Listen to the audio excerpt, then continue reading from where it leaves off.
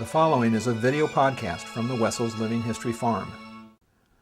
Ted Sorensen, President John F. Kennedy's speechwriter and special counsel, talks about the impact of the assassination. His assassination was tragic in so many ways because it cut him off at the height of his powers, his abilities, his understanding of the job of the presidency, his ability to work with the Soviet Union, his ability to work with our allies. It cut him off, and it replaced him with a man who had no foreign policy experience and who took us in a different direction in Vietnam and otherwise.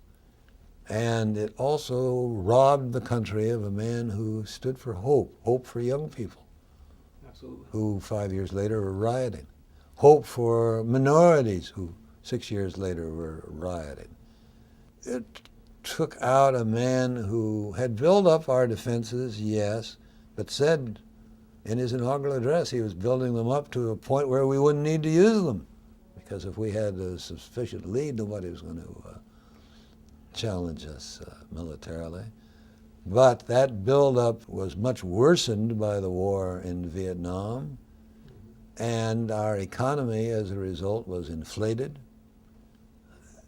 It was not as productive as it could and should have been when JFK was paying attention to it every day. And then it followed 5 years later by his brother's death, and Martin Luther King's death, I might add. That just robbed this country of a special kind of leadership that, for which we paid dearly for years to come. For more, go to www.livinghistoryfarm.org.